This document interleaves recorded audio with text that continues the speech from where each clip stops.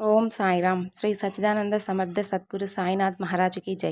మన సాయి కుటుంబ సభ్యులందరికీ నమస్కారం అండి. ఎలా ఉన్నారు, ఏం చేస్తున్నారు? మీరందరూ కూడా సంతోషంగా, క్షేమంగా, ఆరోగ్యంగా ఉండాలని, సాయినాథుని యొక్క ఆశీస్సులు మనపై ఎప్పుడూ ఉండాలని మనస్ఫూర్తిగా ఆ సాయిని వేడుకుంటూ ఈరోజు వీడియోను మొదలు పెడుతున్నాను.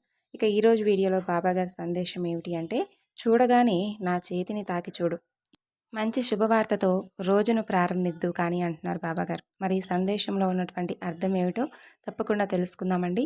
అంతకన్నా ముందు మన ఛానల్ని ఎవరైనా కొత్తగా చూసేవారైతే ఛానల్ను సబ్స్క్రైబ్ చేసుకొని, వీడియో కనుక నచ్చినట్లయితే లైక్ చేసి సపోర్ట్ చేయండి. బాబాగారి సందేశం గురించి తెలుసుకుందాం. ఈరోజు ఈ సాయి చేతిని నీకు అందిస్తున్నాను. ఒక్కసారి ఈ సాయి చేతిని తాకి చూడు. అలాగే ఈరోజు ఒక మంచి శుభవార్తతో రోజును కూడా ప్రారంభించు. గుర్తింపే లేదు, కష్టానికి తగినటువంటి ఆదాయం లేదు, ఇలా ఎన్ని రోజులని ఇలా బ్రతకాలి బాబా? అసలు ఏ పాప ఫలమో శాప ఫలితమో నా జీవితాన్ని అంధకారంగా మిగిలించేశావు. అయినా నా బిడ్డలను చూసుకొనైనా సంతోషంగా ఉండాలి అని అనుకుంటున్నాను. నాకు తెలిసినటువంటి వృత్తిని చేసుకుంటూ వస్తున్నటువంటి వాటికి చక్కని భవిష్యత్తు వాళ్ళకి ఇవ్వాలనేటటువంటి నమ్మకం కూడా నాకైతే ఇక లేదు. ఎందుకంటే మోయలేనంత భారాన్ని నాపై మోపావుగా. ప్రతిరోజు రాత్రులు నిద్ర పట్టక నాలో నేనే ఎంతగా ఏడుస్తూ నరక యాతన పడుతున్నానో తెలిసి చూస్తూ కూడా ఎందుకు బాబా మౌనంగా ఉంటున్నావు? నేనేమి నిన్నేమి ఆశగా ఏది అడగడం లేదు కదా. కన్నీటిని మిగిలించినటువంటి బంధాన్ని తిరిగి కావాలని కూడా నిన్నేమి కోరడం లేదు. వేరే వారి సొమ్ముకు ఆశపడేదాన్ని కాదు. అలాగే ఆత్మవిశ్వాసాన్ని చంపుకొని నలుగురిలోనూ చేయి చాపి అడిగేదాన్ని అంతకన్నా కాదు.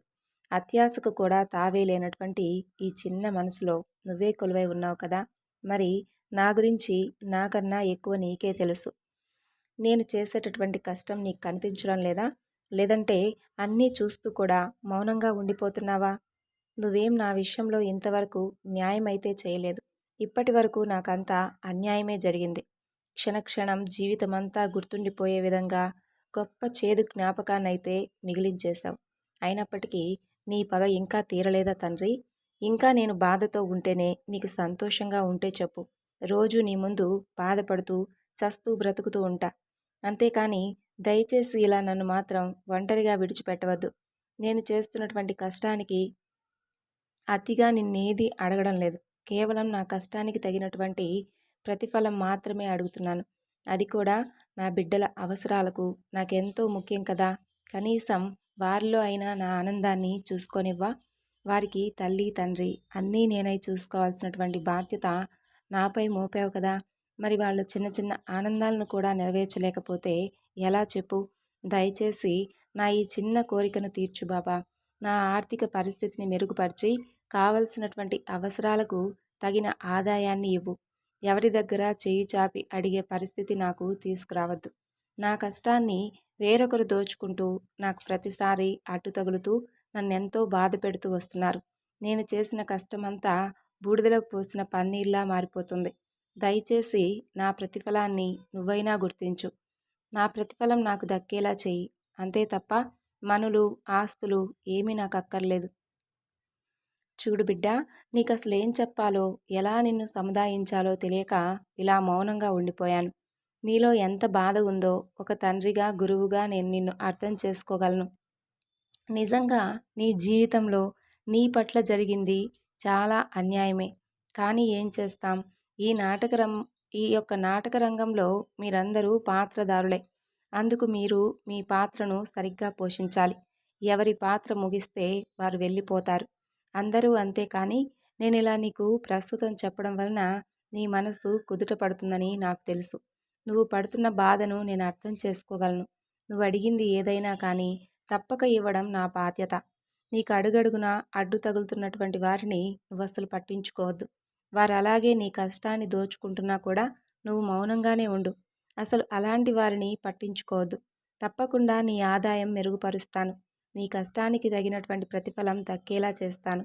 ఈ పరిస్థితిలో నువ్వు అసహనానికి గురైతే ఎలా చెప్పు? నువ్వే కదా ధైర్యంగా ఉండాలి.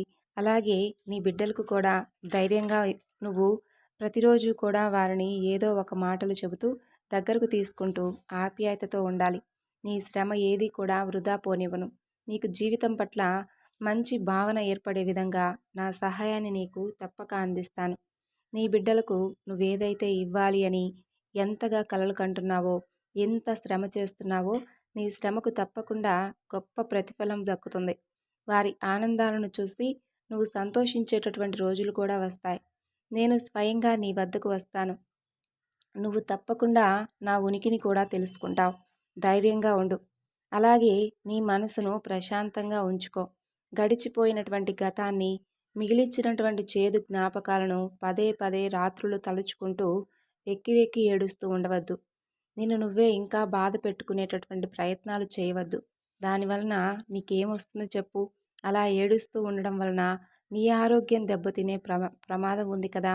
మరి నువ్వు కూడా నీ బిడ్డలకు ఆసరాగా లేకపోతే ఆ చిట్టి తల్లులకు ఇక దిక్కెవరు చెప్పు? నేను చెబుతున్నాను కదా! నీ జీవితం సంతోషమయంగా, నువ్వు కోల్పోయినటువంటి జీవితాన్ని నీకు తిరిగి అందివ్వలేకపోయినా నిన్ను సంతోషపెట్టేలా మాత్రం ఈ బాబా ఎప్పుడూ వెనకడుగు వేయడు. నువ్వు కోరినటువంటి ప్రతిఫలాన్నే నీకు తప్పక అందిస్తాను. అది కూడా ఈ రోజుతోనే నువ్వు ఈ సాయి చేసే చమత్కారాన్ని తప్పక చూడగలుగుతావు. ఈరోజు నువ్వు వెళ్ళిన చోట తప్పక నీకు విజయ ప్రాప్తి కలుగుతుంది. అలాగే నువ్వు సంతోషంగా నీ బిడ్డలతో ఆనందకరమైనటువంటి జీవితాన్ని కూడా ఈ రోజు నుండే ప్రారంభిస్తావు. నీ మనసులో ఉన్నటువంటి బాధను, భావాలను అర్థం చేసుకున్నాను కాబట్టే నేనే స్వయంగా నీ వద్దకు రాబోతున్నాను. ప్రతి మనిషికి కష్టము, సుఖము సమానంగానే వస్తాయి. కాకపోతే కష్టం వచ్చినప్పుడే మీరు కాస్త ఎక్కువగా సహనంగా ఉండాలి. కష్టాలు, కన్నీరు ఏదీ కూడా నీ వద్ద శాశ్వతంగా నిలిచిపోవు. ప్రస్తుతం నిన్నెవరైతే అవమానిస్తున్నారో, ఎవరైతే నిన్ను బాధ పెట్టేటటువంటి ప్రయత్నాలు చేస్తూ ఉన్నారో, ఎవరైతే నిన్ను సూటిపోటి మాటలతో నిన్ను, నీ హృదయాన్ని ఎంత గాయపరుస్తున్నారో నేనన్నీ చూస్తూనే ఉన్నాను. కాలం అనేది తప్పకుండా వారికి ఏదో ఒక రూపంలో సమాధానమే ఇచ్చి తీరుతుంది. ఒకటైతే గుర్తుపెట్టుకో, నిన్ను అవమానపరిచే వారి కోసం కానీ, లేదా నిన్ను బాధ పెట్టే వారి కోసం మాత్రం నువ్వు బ్రతకడం లేదు. కేవలం నీ బిడ్డల కోసం నీ జీవితాన్ని భగవంతుడు ఎంతవరకు ఇచ్చాడో అంతవరకు నువ్వు జీవించడానికి ఈ భూమి మీద ఉన్నావు. అంతే తప్ప వారందరి కోసం నువ్వైతే బతకడం లేదు. ప్రస్తుతం నేను ఎన్ని మాటలు చెప్పినా నువ్వు వినేటటువంటి పరిస్థితిలో లేవని నేను అర్థం చేసుకోగలను. నీ మనసు ఎంత బాధతో ఉందో, అలాగే నువ్వు అధైర్యపడుతూ చిత్రవదలకు గురవుతున్నావో కూడా నేను చూస్తున్నాను. కానీ నీకు మంచి మాటలు చెప్పే బాధ్యత ఈ సాయిది కదా! అలాగే నిన్ను సంతోషపరిచే విధంగా నా ప్రయత్నాలను నేను చేస్తూ రావాలి. అందుకే నా తరపున ఈ సందేశాల వలన అయినా సరే నీ మనసు కాస్త కుదుట పడితే చాలనుకునేటటువంటి ఉద్దేశంతో ఈ సందేశాన్ని నీకు పంపిస్తున్నాను. నీ మనసులో ఉన్నటువంటి బాధంతా కూడా పక్కన పెట్టేసి ఈరోజు జరగబోయేటటువంటి అద్భుతాన్ని కళ్ళారా చూడు. ఈ సాయి చేసేటటువంటి చమత్కారానికి, అలాగే నిన్ను బాధ పెట్టేవారి కూడా తప్పకుండా మార్పు వచ్చి నీ దగ్గరికే వచ్చి క్షమించమంటూ వేడుకుంటారు. ఈ చేతులు ఎప్పుడూ కూడా నా బిడ్డల కోసం ఎదురు చూస్తూనే ఉంటాయి. మీ భారాన్ని మోయడానికి నేను ఎప్పుడూ సదా సిద్ధంగా ఉంటాను. సో విన్నారు కదండి బాబాగారి సందేశం. ఈ సందేశం మీ అందరికీ నచ్చింది అనుకుంటున్నాను. నచ్చితే తప్పకుండా మరికొంతమందికి షేర్ చేయండి. మరొక చక్కని బాబాగారి సందేశంతో మళ్ళా కలుసుకుందాం. అంతవరకు నమస్కారం.